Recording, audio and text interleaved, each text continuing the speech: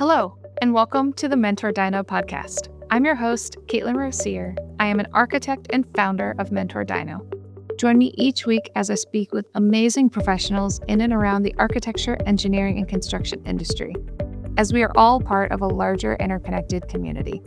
We discuss everything from career stories, lessons learned, and advice for others finding their own unique career path. Thank you to all of our current subscribers, and if you're new, welcome to the conversation. And if you like this episode, please do me a favor by hitting subscribe, like, or share it with a friend. It really helps others be able to discover this resource and support them on their own unique career journey.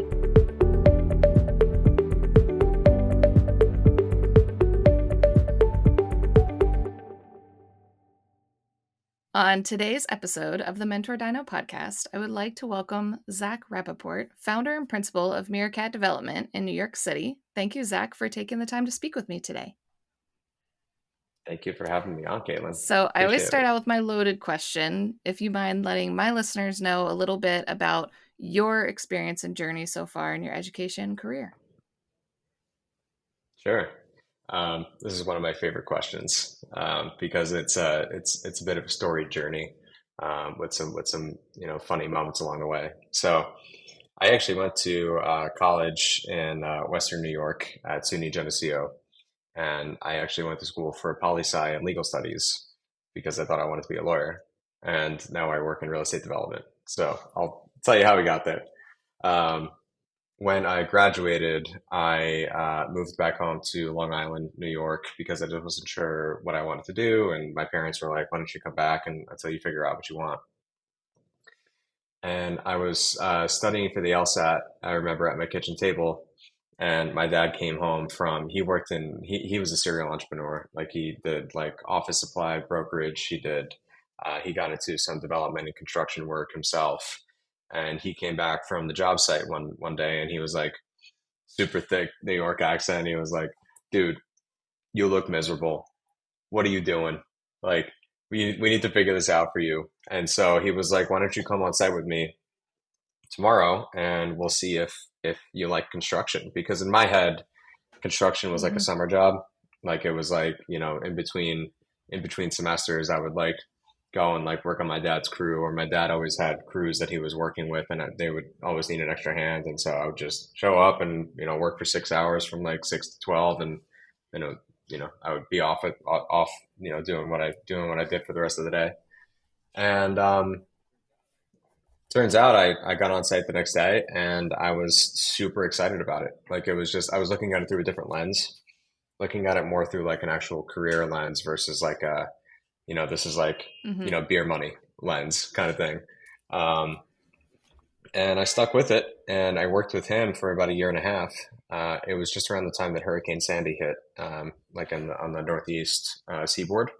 And so there were a ton of homes that needed to be repaired, homes that needed to be lifted, to basically get above sea level. And so he was doing a lot of that work at the time. And so I got a really good foray into the actual, the labor aspect of it, because my dad, he never had a sense of entitlement, or like a bone of entitlement in his body. And so that first day that I went on site, he basically handed me a shovel, and he was like, you dig until you figure out what's going on. Even though you're a college boy, even though you have your degree, it was just like, this is a whole new ballgame. And, I'm so grateful that he took that mentality with me, because I'm still the kind of person that will still, show up on job sites and ask what needs to happen physically and start moving stuff around and helping. And I'm also very handy as a result. And so I was able to, learn that kind of, while I was learning the overall business, I was able to learn those skills as well. So that's always been helpful for me. It's also helpful to be able to run a full construction project if you know what all the trades are doing and how they interact. From an actual like ground floor level, you can interpret what has to come next instead of just relying on people to tell you.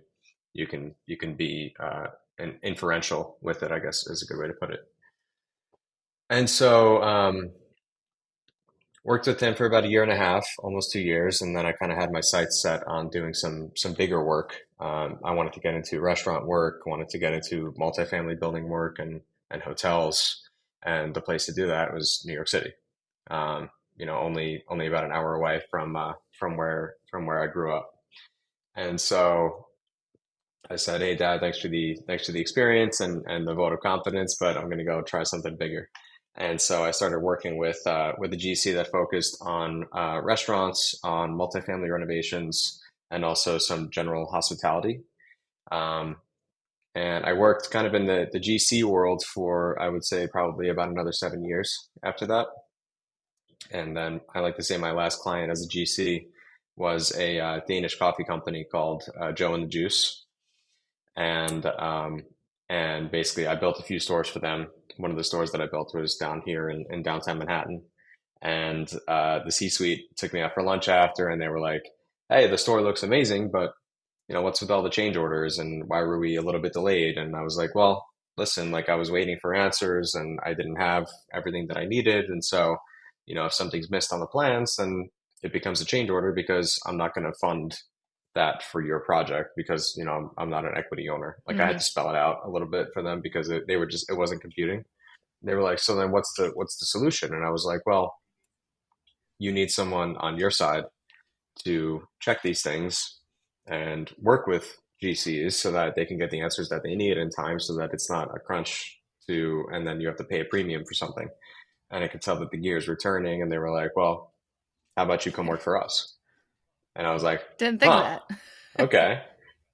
Didn't think about that. Yeah. But the honest truth is that after working in the GC world for a couple of years, I was like, I was working with, owners reps, I was working with owners, I was working with, in-house development teams. And I was always curious to see or to feel what it would be like to be on like the top line project management side of things and managing the GCs as well as managing the design teams and working directly with the building departments and the health departments and zoning and all that. I was always curious about that side of the business, and I wasn't actively pursuing it, but sometimes the best things just kind of come to you. And so I ended up working with them for about 2 years, and that was an incredible experience. I learned how to scale on a national level. I learned how to manage all different types of contractors, all different types of design professionals, work in a variety of jurisdictions. And when I first came on, I think we had 5 open stores, and there were like another 3 that were in development. And when I left, we had just over 40. So it was a pretty big national push. We went to, we expanded into Miami. We were in Chicago, but we built another couple stores there, and then all along the West Coast. So I like to joke, I was bi-coastal for 2 years. Um, a lot of work in San Diego, LA, San Francisco, Seattle.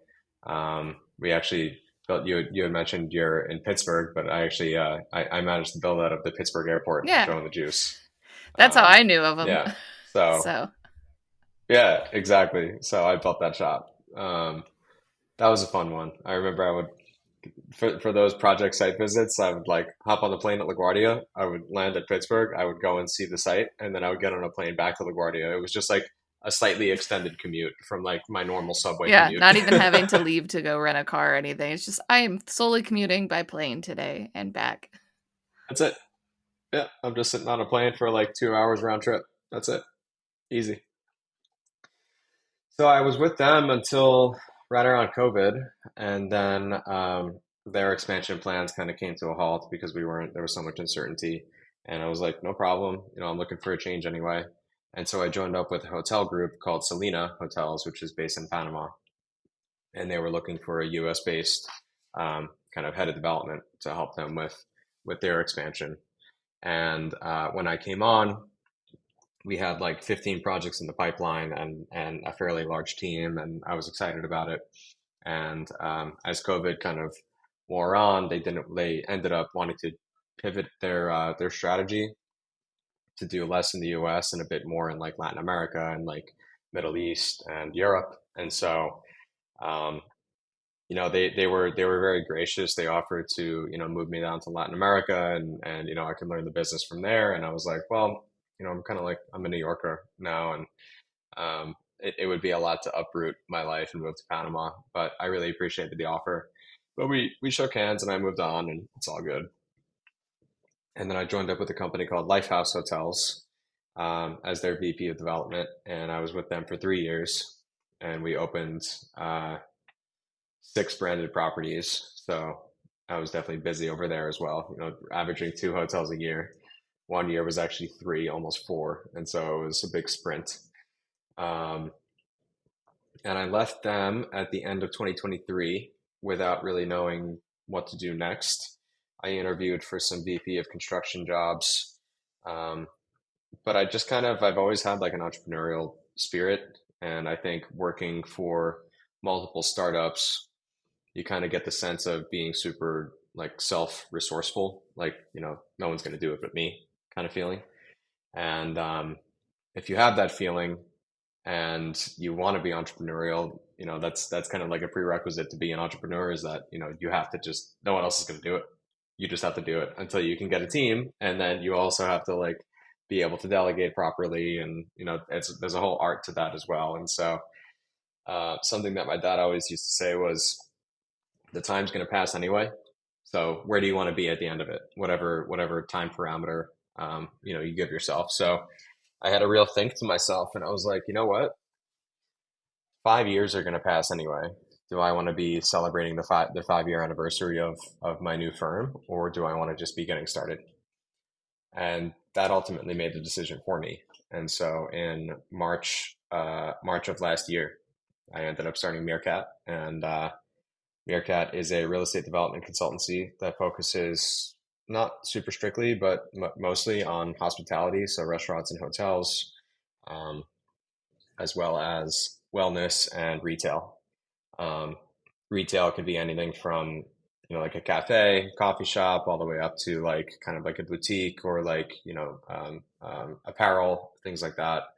Um, and then we're starting to dip our toe a little bit into owning our own projects. So purchasing land and developing, or purchasing an existing structure and rebranding and repositioning it, with our skills in project management. So it's been exciting. It's been a great year.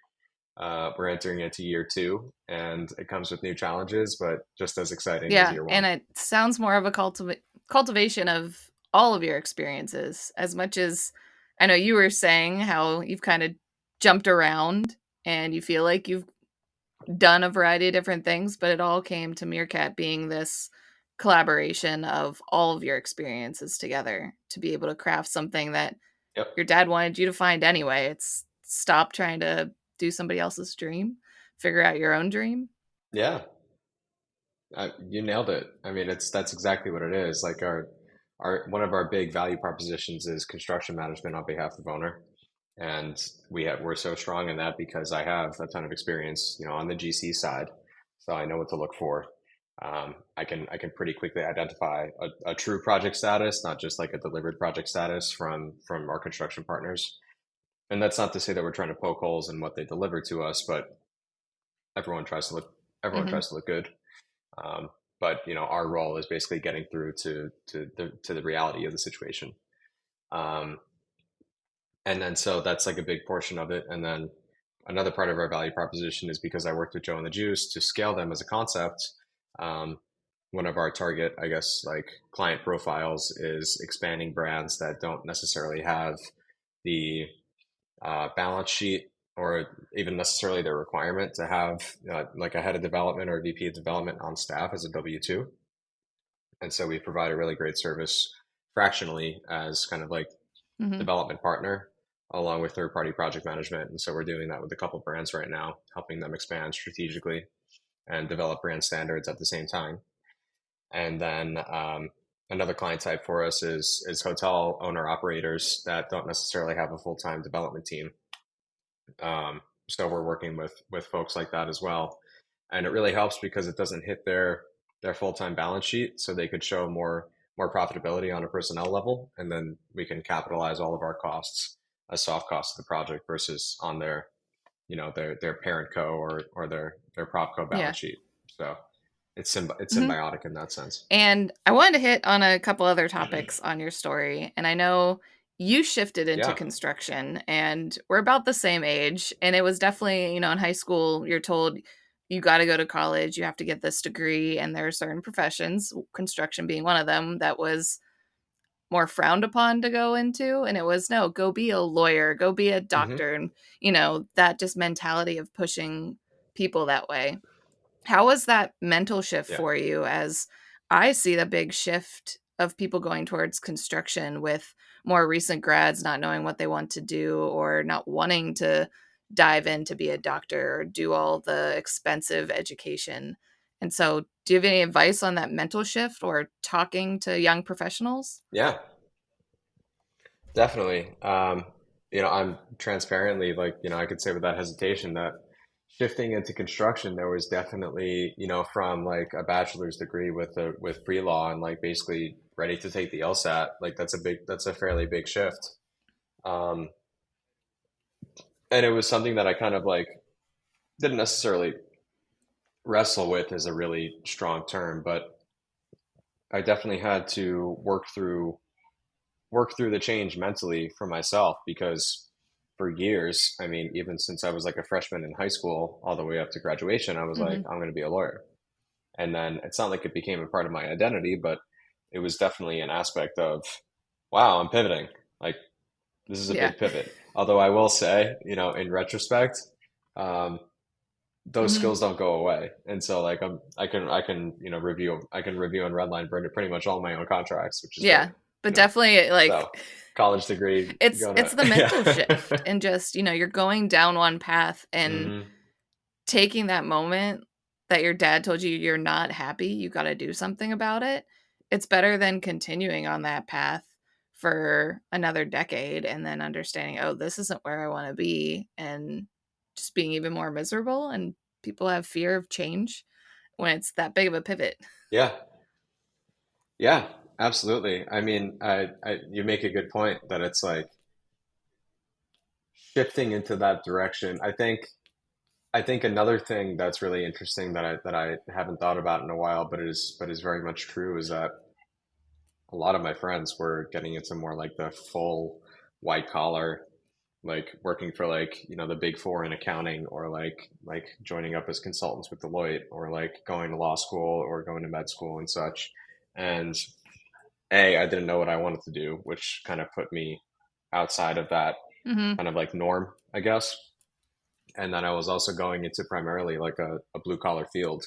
And so, like you had mentioned, it's a big pivot. And it's not like I was ever ashamed to talk about the fact that I was in construction. Like, even back then, people were like, that's super cool. Like, I would love to do something like that. And like, I think as soon as, honestly, like, I remember kind of like vividly, like turning over my first project from like from demolition all the way up to like turnover. It was a restaurant in Midtown. And I walked through and I was like, oh wow, this is amazing. Like getting that getting that like tactile or like tangible feel or like Mhm. sense of reward is pretty much unparalleled. So like yeah, while I probably would be, making a lot of money and like I would find happiness in being a lawyer or being a more traditional like professional role.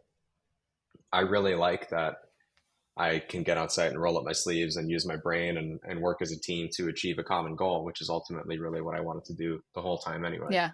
So, And how's that team management side? Because since I'm more of the design professional, I'm used to collaborating with my consultants, engineers. I will occasionally have an owner's rep.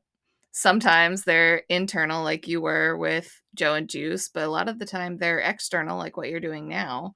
And mhm, managing that team on such a different dynamic, because you've got so many different players, so many different hats, and people there for different things. So have you learned through having so many different roles, strategies that work for team management for you? definitely. Yeah. I think that the biggest takeaway that I had from the different roles that I've had is that there are people that do roles really well and there are people that do roles not as well. And having done so many projects throughout my career, like I think the count is at like 65 or 70 individual projects from start to finish at this point. Um, the good ones, I honestly like, and maybe this is just my own mentality and being a hopeless optimist, but I don't really remember the bad ones as well as as much as I remember the good ones and why they were good. And so much of that has to do with, the person that's running the project and the confidence that they put in the team and the ability to understand and not take a super, super hard line. Like I even tell my clients sometimes, I'm like, yes, I'm technically an owner's rep, but I'm really representative for the project. So like if there's something that is fair that the GC is bringing up or that the architect is bringing up that's causing a delay or there's a change order, I'm not going to blindly deny it. Like we do need to hear everyone out and we need to make sure that they're happy and they don't resent you as an owner because you have your own operational goals. And if you're, you know, not, if you're not being fair, they're not going to go the extra mile and want to help you, get it over the finish line and, make sure that you get done on time. And that's not to say that people aren't motivated to do that, but I think humans are just complex animals and we're kind of wired to work with people that are, that know what they're doing and that have a pleasant disposition, and Hmm. that's just natural. And so I like to think that a big part of my role is understanding what everyone's needs are on the project, what their agendas are, so that we can kind of constantly be working together to make sure that everybody's boxes are checked. Um, because everyone's important on the project. It's not just the owner that's important. They are, in theory, most important because they're funding the project, and we wouldn't all be working on this if it wasn't for them, and that's not lost on me. But it's more about the fact that if I've even told some prospective clients, I'm like, I'm not, my team is not going to blindly deny change orders before reviewing them. We're not going to deny payment to contractor on things that are due that we can see are due to like play games.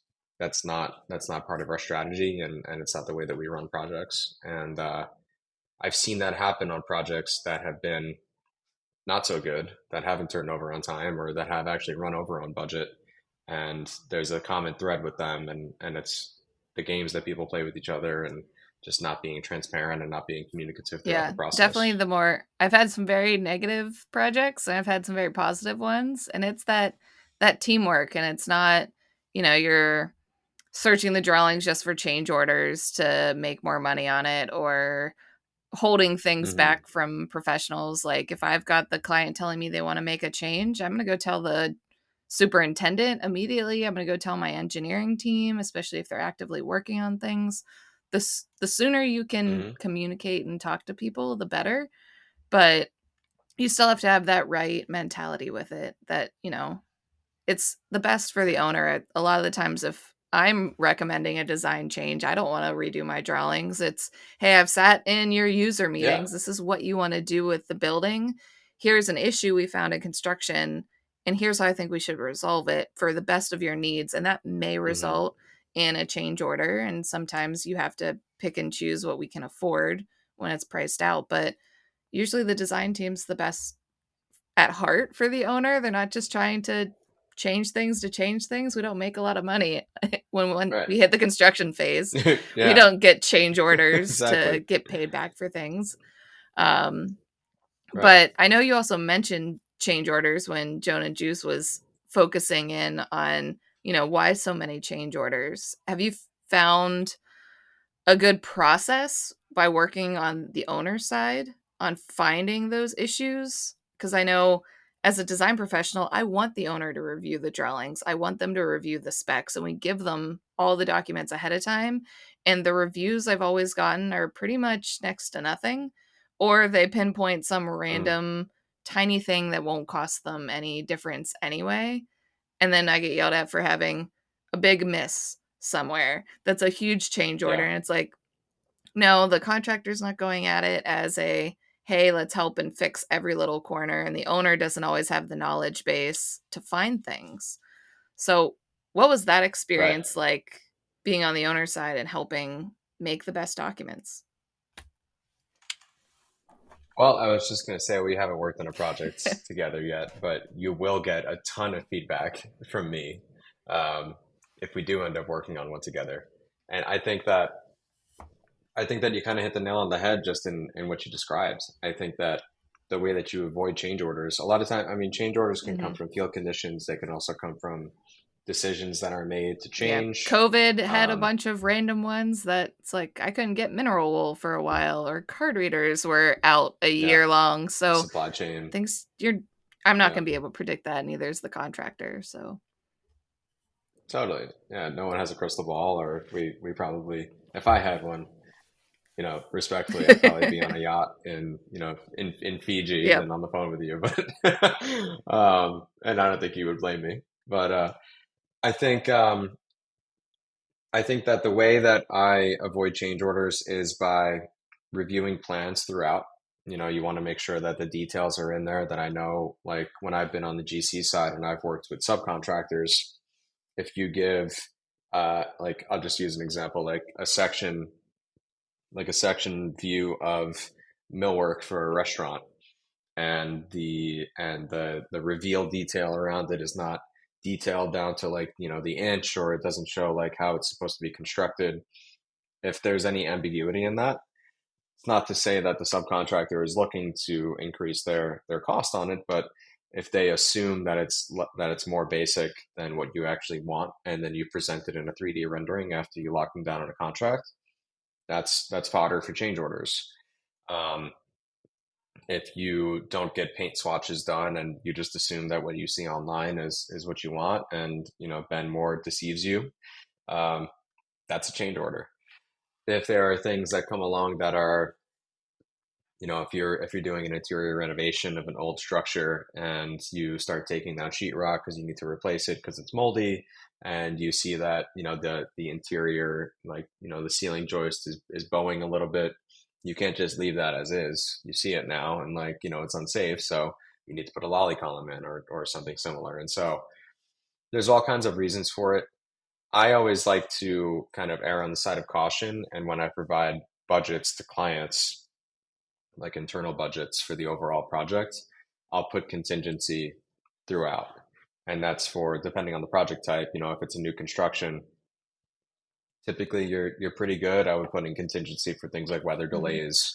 I would put in contingency for things like if the soil compaction test is slightly off, um, things like that we have a budget for. So to me, a change order is obviously less impactful if you already have it allocated and you're already kind of like, you're thinking ahead and you're like, okay, we can move our night to Yeah. this square because we already know that move was ready for us. If we don't have to move it, then the night can stay back, and then that's an allowance that we can keep. But otherwise, it's if it's already, if you've been doing this long enough, and you kind of know, like, hey, on the last project like this, we saw something like this. And so let's keep 5% tucked away for material escalation coming from, like, for quarry tile coming from Mexico. I'm just making things Yeah. up, but you get the idea. Um, so that's how I like to avoid, not just, I like to avoid change orders by doing more in-depth plan review, but then part and parcel, I like to avoid the impact of change orders by ensuring that we are covered on a contingency basis, so it's not scrambling and robbing Hmm. Peter to pay Paul by swapping the textile for the bed in the guest room for the hotel, so that you can cover a structural change that you probably should have had a contingency for to begin with. Yeah. And especially when you're So, working with existing structures. I've had a good chunk of my oh yeah, career as fit outs and renovations that I typically just say, hey, we're removing the drywall if they drywalled over the core of a skyscraper. I'm going to assume that that is bad. And if the contractor can come back and say, hey, it's in great condition, then that's more money back to the owner. But it's like you learn those yeah, lessons after doing so many projects on what are things I need to make sure I'm always accounting for along the way. no doubt, no doubt. Yeah, and it just becomes kind of like Mhm. second nature. I'm sure you see that in your role too. It's like, for me, if I get a budget made by a client, I immediately see, like, hey, is any of this backed up by a contractor? If it's not, I'm going to send it to two guys that I trust immediately. They'll give me a rough order of magnitude. We'll be able to level it out, see what the variance is, And if nobody's holding for things like material escalations or tariffs, everybody's favorite T Yeah. word lately, um, then I plug those things in. And for me, no one wants to, especially me in my role. I never like to give an increased budget to a client, but I also just like to deal in reality. And if a client is like, yeah, this guy told me it would cost 1 million and I come back at 1.25, I would rather them, know that now, and then we could chip away at that to get Hmm. closer to the mill than go in at a mill knowing that it's probably going to be closer to 1.25 because that's not fun Yeah. for anyone. And So, I want to dive more into Meerkat. So you explained kind of how you mhm. started the business and now you're into year 2. Do you have a team behind you? What are you looking for when bringing on team members to get them up to speed? Yeah. So we have a small team, small but mighty. Um, at first, it was just me, and then it became we, and that's exciting for me because I've also managed teams of like 15 people. So it's exciting to begin to start, building that back up. Um, my first hire was actually she's currently a student at NYU, and I gave a guest lecture at NYU for the real estate development class, and she just seemed like she was super interested, and we like went back and forth on email on like I gave her pointers on her resume, and I needed some support at the time, more like on the administrative side, and I was like, do you want to come intern for me? She was like, yeah, I would love that. So that was an exciting moment, and she's really taken off and grown a lot just in the last couple months that we've been working together. um, and my second hire is a project manager, and he came from a construction background, um, which I think is critical for what we do and our value proposition versus someone who's fully, um, I guess, Hmm. like book learned on like real estate development, because it's not, what we do is not the most traditional, fits in a pretty box real estate development. A lot of what we do is more on the construction heavy side, construction Yeah. management heavy And side. from experience Um, side. So that's why I was curious because it takes yeah. time to gain that knowledge and experience. So you can teach those skills and work through projects, but it's not a click for somebody right out of school for your first hire versus Yeah. your second hire that has that construction experience. Yep. Yep. Yeah, you hit the nail on the head. And I always like to say that, you can't really teach people to like, wake up on time in the morning, and you can't teach people to like get to the office on time and, be dedicated. But if they have that intrinsically, everything else can be learned. It's all just skills and knowledge that you develop over time from being in the room with people that have done it before. And that's how I learned what I do. And it's how I continue to learn, more and more about, my field and my space. And I'm always looking to continue to educate myself and educate those around me. And so that's been one of the more rewarding parts of doing this, is actually it's teaching people. And then also, there's a cliche saying, but if you're the smartest person in the room, Hmm. find another room. So the more time that goes on, the more people I get to meet that are teaching me more and more as well. And I'm nowhere near an egotist, so I'm always willing to continue learning from anyone and Yeah, everyone. it's definitely a So learning profession that I've had some young professionals get yeah, really frustrated that I'm like, you're going to learn something new every day. You're not going to be that expert as much as we specialize and have more experience in certain areas. I'm not going to throw you in to do a hospital because that's not where your experience right. is, but you're still learning different tricks of the trade and different ways that owners want to tackle different problems and different situations based on the economy. So it's all going to change, but Hmm. there's definitely those young professionals that some of them just they want to know what's going on, and other ones are like, oh, it'll never be figured out. Like I want to constantly be figuring out problems. Yeah. It's so funny that you say that. I'm like, if you want, like, I've actually said this to people that I've mentored in the past, because I think mentorship is really key. Um, for not just the mentee, but also the mentor, to just think about things differently. And it's always just keeping me on my toes to think about how I display thoughts and emotions and such.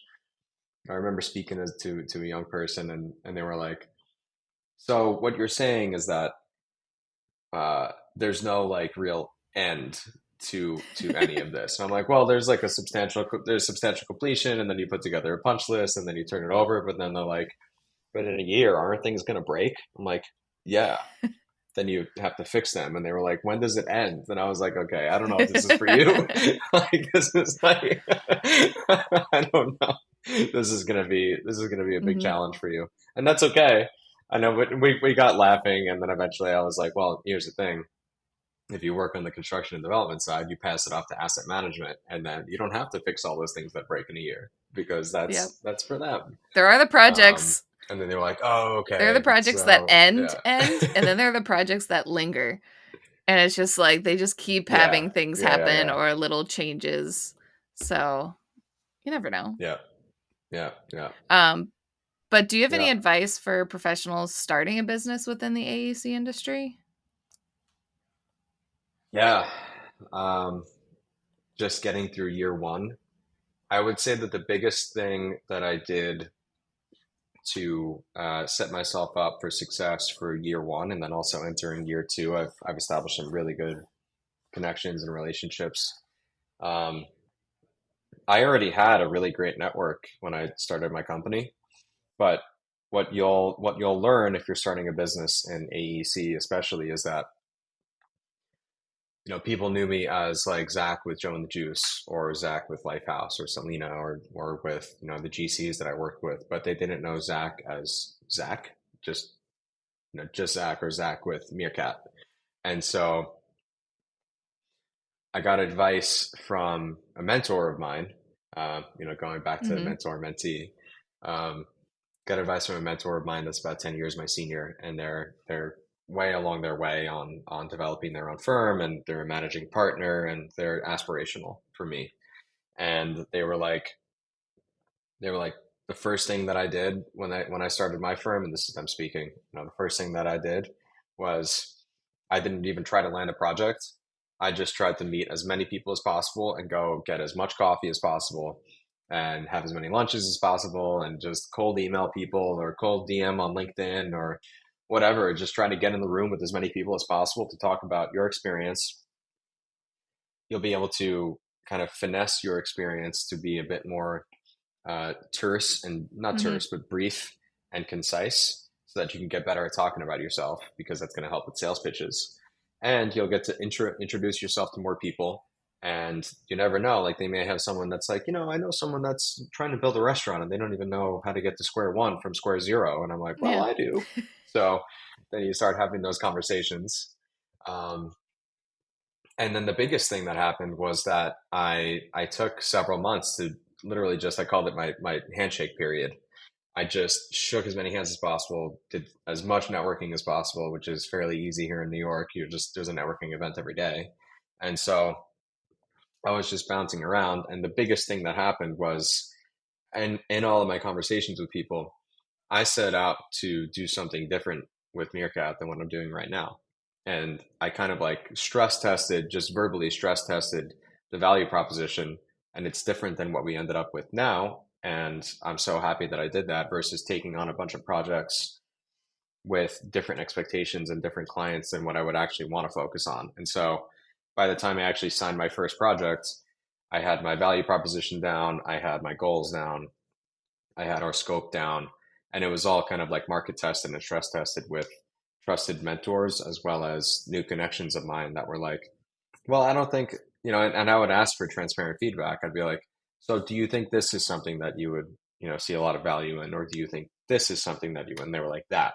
And I was like, cool. So that, and then you start to refine and finesse it. And then, like I said, by the time you take on your first project, it's exciting because you're like, wow, okay, this is exactly what I want to be doing with my time and with my company, and this is something that can be scaled as well because it's a real market need. It's not something that I'm trying to force fit um, into the market. And for people that are trying to bootstrap their company versus like raise money, I think that's especially important because your time is your Mm-hmm. opportunity cost. So before you take on that first project, make sure that it's exactly the terms that you want, and may not be the fees that you want, or the revenue that you want, and that's okay. That's part of the game. Year one, everything is discounted. because you gotta get it moving somehow and get a curricula vitae and portfolio going as you, not just you with a Yeah. prior company, because I'm learning that as well. Um, but it also helps you, refine your marketing materials. It helps you refine who you want to reach out to. It helps you refine the client profiles that you want to reach out to. Um, so that's my biggest advice. And it may feel like you're quote wasting time. It felt like that sometimes for me because I was like, I could do this. I've done so many projects, but the Mm-hmm. patience associated with doing that paid dividends. So that's the Yeah, biggest because it's advice that I could definitely give. relationships and building that trust back up with a different lens.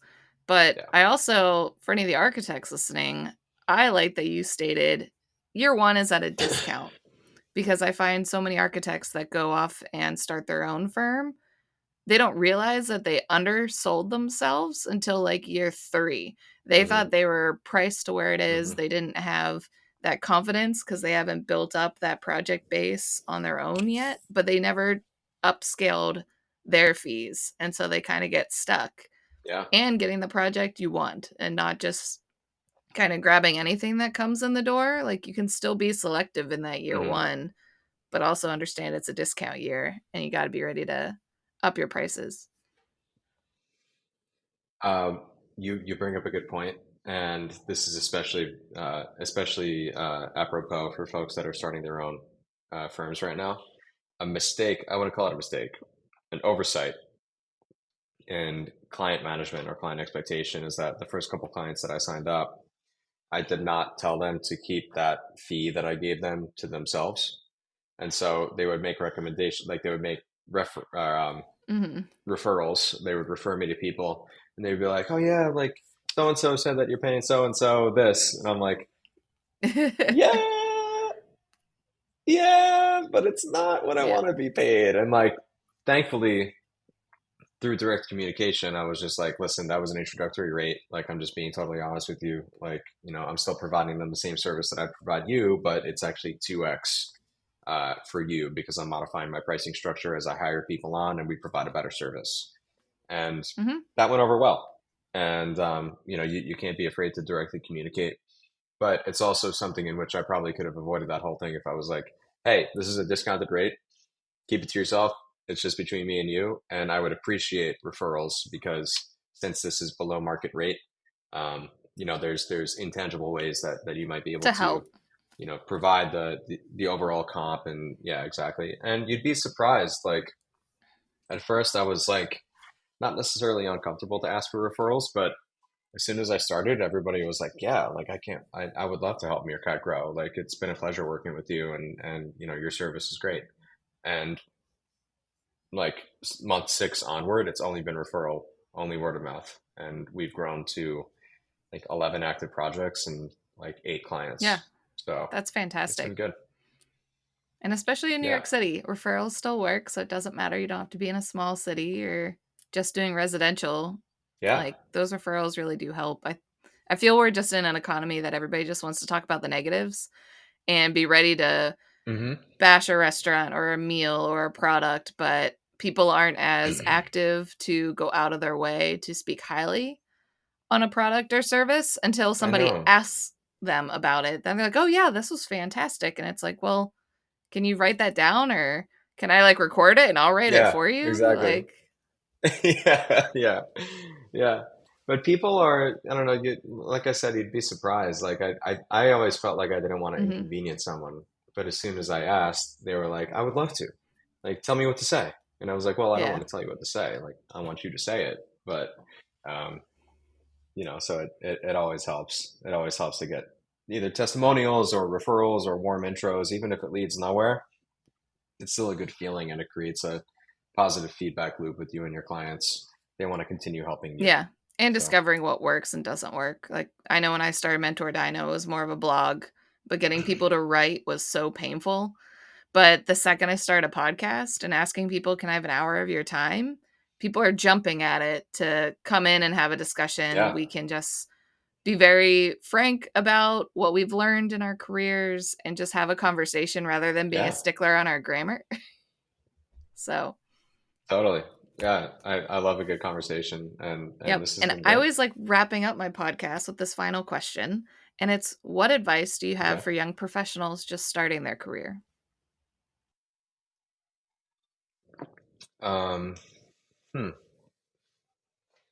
It's honestly, it's not far off from starting off your own firm. Like I made a ton of connections when I was just getting into general contracting work here in New York by just I worked for a great boss that was also a big networker, and he took a liking to me, and he took me out to all the networking events that he would go to, and I met so many people, and it's all about just having like this. I know it's easier said than done, but having an air of confidence, even if you don't know as much as you think you should, um, you'd be surprised. I mean, people just like to chat, and you never know who you're going to meet. So just get out there.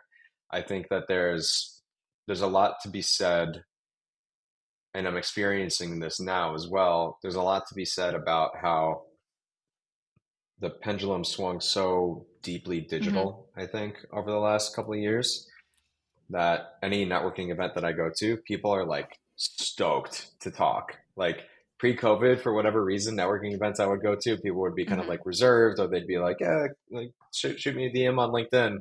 I haven't heard "shoot me a DM on LinkedIn" or "email me" at any networking event, unless it's like, "Yeah, shoot me an email and we'll talk about that project." But people are less likely to brush off now. I think everybody's like excited to get out there and actually speak to people. Um, so I would recommend just look up local networking events and just don't be shy about it, because most of the people that I've met who are a bit more senior in their fields, myself included, are always excited to meet young people who are excited about what they do. Always. And I'm sure you feel the same. When someone comes up to you and they're like, "Hey, I want to be, in architecture or design," you're like, "Cool, grab a Yep. coffee, let's chat." Um, and so I think operating under the assumption that more people are like that kind of gives you this like blind confidence to speak to anyone in the field. And so that's the biggest piece of advice I could get is or give is just Yeah. get out there, Or if I see see what's a going on. college student at just like a networking event that's typically more just senior professionals, I give them a lot of credit and like, Hmm. okay, you're going out of your Me too. way. One, two, it's scary because you don't have any experience yet. And so I'm like, that's Hmm. ballsy. And just can be Yeah. eye opening to firms and they want to bring you in. So as much as, you're helping somebody with their resume, showing up to an event can almost be a showstopper ahead of your resume. It shows you're direct, it shows you're assertive, it shows that you know where to go to like get what you want. So you're resourceful. It shows that you carry yourself well, likely dress well. There's so much to it. That's not just showing up. There's so much to like what these senior people are thinking when they encounter someone like that. It happens to me on a weekly basis with networking events that I go to. I'm like, wow, that's so cool. Like you're excited for this, and excitement is contagious. Exactly. So be Yeah. excited. And if anyone listening wants to get a hold of you, have you guys help them out on their future projects, what's the best way to get a hold of you and Meerkat? Yeah, so you can email me at Zach at meerkatdevelopment.com. Meerkat's with a K. And you can feel free to connect with me on LinkedIn. It's just Zach Rapaport. You'll find me. And feel free to like our company page as well. And yeah, I'm excited to chat with anyone at all, whether it's for mentorship or you just want to be friends or you want to work on a project or like I'm a very social person. Yeah. So And it's been great I'm talking excited. to you, Zach. So thank you again for taking the time to speak with me. Thank you, Caitlin. This is great.